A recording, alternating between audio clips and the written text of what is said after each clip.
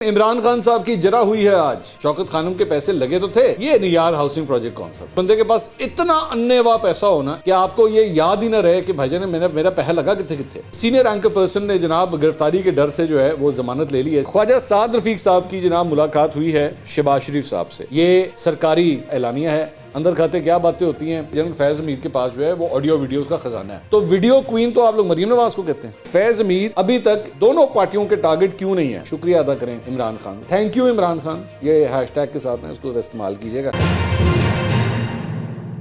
السلام علیکم ناظرین, میں ہوں منصور علی خان. اپنے ڈیجیٹل چینل کے اوپر آپ کو خوش آمدید کہوں گا. ناظرین, عمران خان صاحب کی جرا ہوئی ہے آج. جی ہاں, ایک کیس کے اندر ان کی آج جرا ہوئی ہے. اور یہ بھی کمال ہے کہ گھر بیٹھے بٹھائے جرا ہوئی ہے. کیسا ہے یہ موقع جو ہے, اور اس قسم کی قسمت جو ہے کم لوگوں کو ملتی ہے. آپ کو اور مجھے کبھی نصیب نہیں ہوگی, میں جانتا ہوں. خیر, اس کی تفصیلات آپ کے ساتھ شیئر کرتے ہیں. اور بھی بڑی کچھ انٹرسٹنگ خبریں ہیں وہ بھی آپ کے ساتھ شیئر کرتے ہیں. لیکن سب سے پہلے چودھری نثار علی خان صاحب, منصور علی خان سب سے پہلے چودھری نثار علی خان کے بارے میں بات کرے گا. چودھری نثار علی خان صاحب نے جناب ایک انٹرویو دیا ہے سلیم صافی صاحب کو, جو کل رات کو نشر ہوگا. لیکن اس کی چند تفصیلات جو ہیں وہ سامنے آئی ہیں. ایک تو انہوں نے کہا جی وہ قومی اسمبلی اور صوبائی اسمبلی کا الیکشن جو ہے آزاد حیثیت میں لڑنے کا ارادہ رکھتے ہیں. اور انہوں نے بیسکلی سلیم صافی صاحب کو جرگا پروگرام ہے ان کا, اس کے اندر انٹرویو دیا ہے. انہوں نے کہا ہے کہ نون لیگ سے رابطے اب بھی ہیں لیکن پارٹی میں شمولیت کا فیصلہ انتخابات کے بعد کریں گے. انہوں نے کہا کہ عمران خان صاحب سے دوستی ضرور ہے لیکن تحریک انصاف میں شامل ہوئے تو دوستی کا تعلق جو ہے وہ متاثر ہو سکتا ہے. تو یہ چودھری نثار صاحب نے کہا ہے. اور چودھری نثار صاحب آپ کو پتہ ہے کہ ہواؤں کا رخ دیکھ کے فیصلے کرنے والے انسان ہیں. اور ہوا کون سی ہے اور رخ کس کا ہے یہ آپ نے خود فیصلہ کرنا ہے. میں آگے کیا بات کروں. اچھا جی, اس کے علاوہ سینئر اینکر پرسن نے جناب گرفتاری کے ڈر سے جو ہے وہ ضمانت لے لی ہے. سینئر اینکر پرسن کون ہے؟ میرے بڑے پسندیدہ, اور میں ان کو آئیڈیلائز کرتا ہوں. اور ایک دن بڑا ہو کے جو ہے میں انشاءاللہ کوشش کروں گا کہ میں ان کی طرح جو ہے وہ بڑا روشن نام جو ہے میں پیدا کر سکوں. ڈاکٹر شاہد مسعود صاحب. ڈاکٹر شاہد مسعود صاحب کی جانب سے حفاظتی ضمانت کی درخواست جو ہے وہ دائر کی گئی. اس کی سماعت جو ہے وہ اسلام آباد ہائی کورٹ میں ہوئی. اور انہوں نے موقف اختیار کیا کہ کراچی پولیس کی طرف سے انہیں گرفتاری کا خدشہ ہے. یہ بیسکلی کیس کا بیک گراؤنڈ جو ہے وہ میں آپ کو بتا دیتا ہوں. ہم نے ویسے پہلے اس خبر کو آپ کے ساتھ شیئر کیا ہوا ہے. اور وہ یہ ہے کہ ان کی جو ہے وہ گرفتاری کے وارنٹ نکل آئے تھے کیونکہ سعید غنی صاحب نے جو ان کے خلاف کیس کیا ہوا ہے یہ اس میں پیش نہیں ہوئے تھے. تو اس کی وجہ سے پہلے ان کو وارننگ دی گئی تھی, اس کے بعد ان کے وارنٹ گرفتاری جاری ہو گئے. تو اس لیے انہوں نے اسلام آباد ہائی کورٹ میں اپیل کی ہے کہ جی مجھے ضمانت دے دیں ورنہ یہ نہ ہو کہ کراچی پولیس مجھے گرفتار کر لے. عدالت نے 20,000 روپے کے مالیتی مچلکوں کے عوض جو ہے درخواست گزار کی ضمانت جو ہے وہ منظور کرتے ہوئے انہیں 14 روز کے اندر متعلقہ عدالت میں پیش ہونے کا حکم جاری کر دیا ہے. تو اس طرح ان کو یہ ضمانت ملی ہے. اب آ جائیں عمران خان صاحب کے کیس کے اوپر, جس کیس کے اندر آج ان کے اوپر جرا ہوئی ہے. یہ معاملہ ہے جناب خواجہ آصف صاحب کا.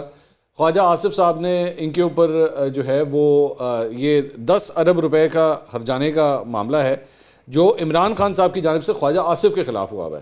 ٹھیک ہے, یہ بیسکلی ڈسٹرکٹ سیشن کورٹ اسلام آباد میں یہ ہوا ہے اور اس کی سماعت ہوئی. ایڈیشنل سیشن جج امید علی بلوچ نے جو ہے اس کیس کی سماعت کی. عمران خان صاحب نے زمان پاک سے ویڈیو لنک کے ذریعے جو ہے اس کیس کی سماعت میں انہوں نے شرکت کی. خواجہ آصف صاحب کے وکیل حیدر رسول مرزا صاحب جو ہیں وہ عدالت کے سامنے پیش ہوئے.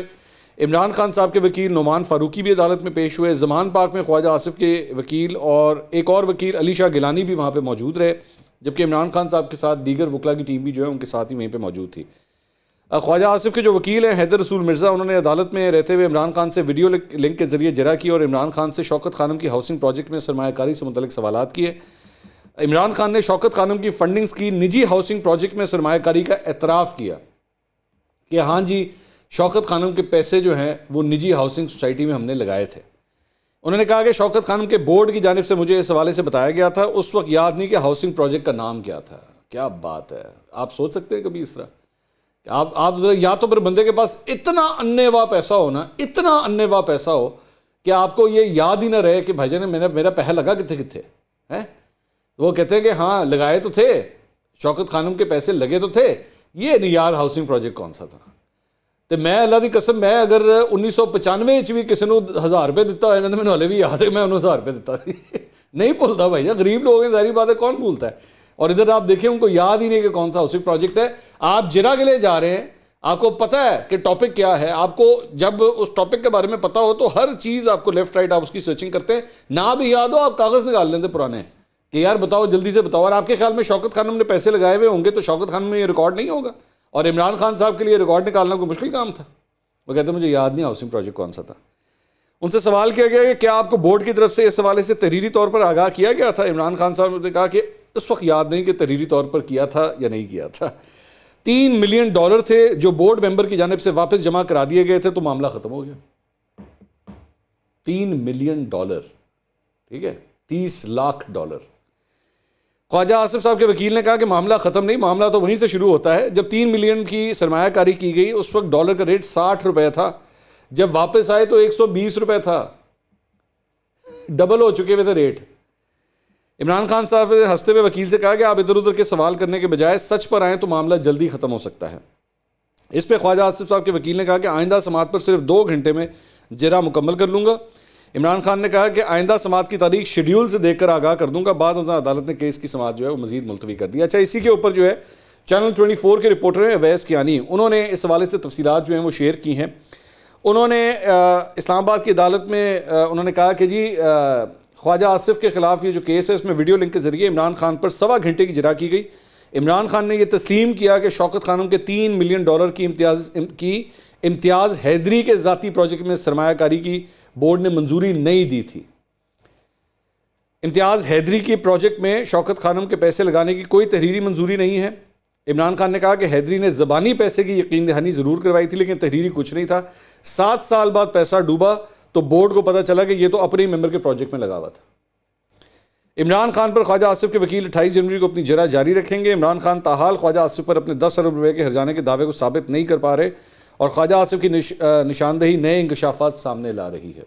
یہ جو کورٹ رپورٹر ہیں انہوں نے اس کی تفصیلات شیئر کی ہیں. تو شوکت خانم کے پیسے $30 لاکھ جو ہے وہ بورڈ کے اپنے ممبر کے پروجیکٹ کے اندر جو ہے وہ لگا دیے گئے تھے اور 7 سال کے بعد ان پیسوں کی واپسی ہوئی. اچھا جی, اس کے علاوہ ایک اور خبر یہ ہے کہ سپریم کورٹ نے عمران خان کی حکومت کو عالمی سازش کے ذریعے ہٹانے کی انکوائری کے لیے دائر چیمبر اپیلیں سماعت کے لیے مقرر کر دی ہیں.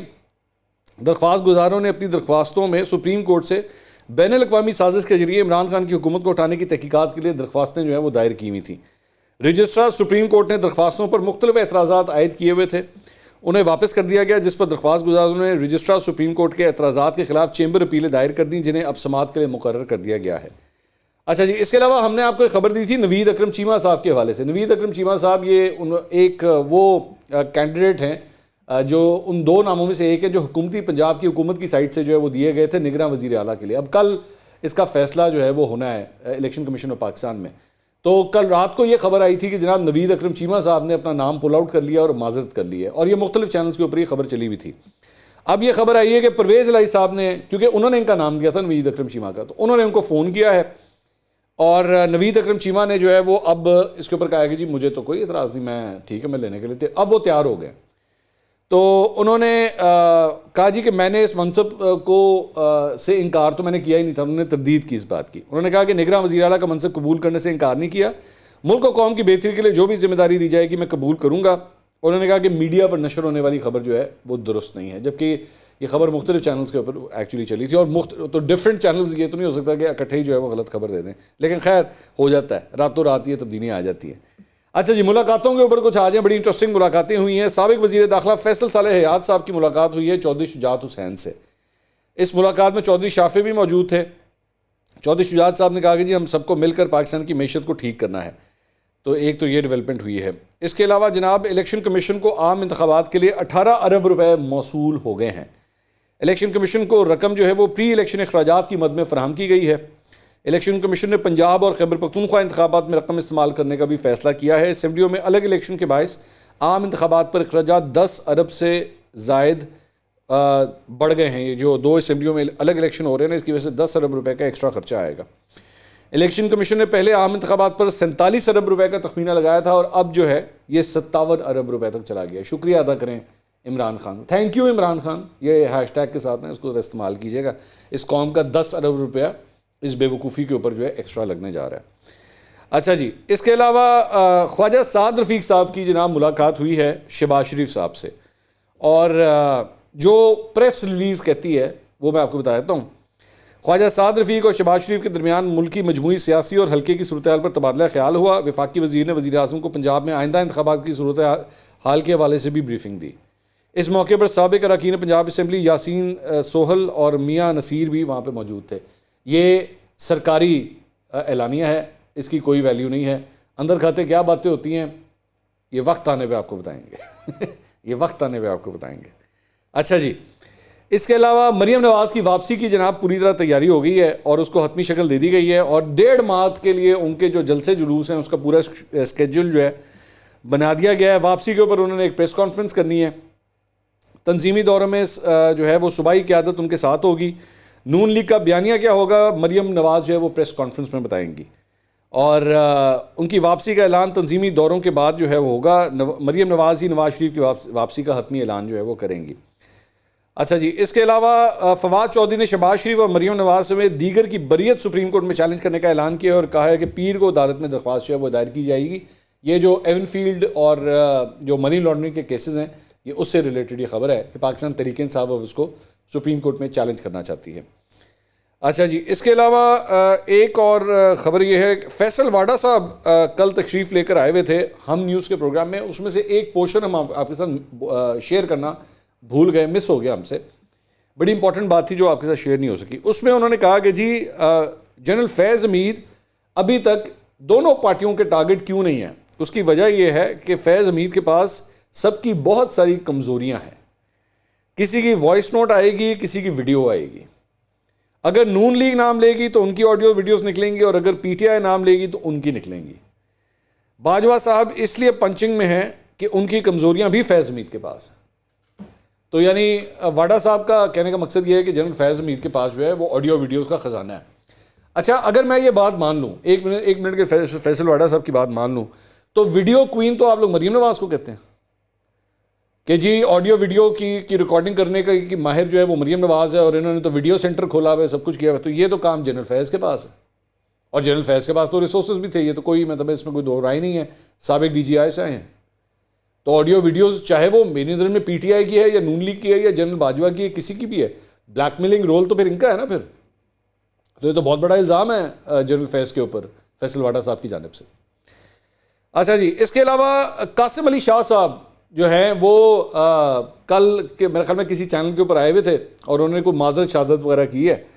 تو عظمیٰ کاردار صاحبہ جو پاکستان تحریک انصاف کی سابقہ ایم پی اے ہیں, اب تو وہ پارٹی چھوڑ چکی ہیں. انہوں نے حمزہ شہباز کو ووٹ دیا تھا, جس کے بعد جو ہے وہ ڈی سیٹ ہو گئی تھی.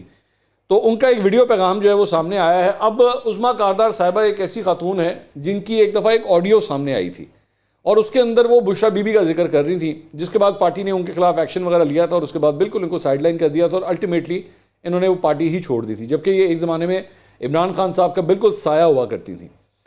تو انہوں نے قاسم علی شاہ صاحب کے لیے ایک ویڈیو پیغام جاری کیا. انہوں نے کہا قاسم علی شاہ صاحب خدا کا خوف کریں, 2 ٹکے کے ٹرول سے معافیاں مانگتے پھر رہے ہیں.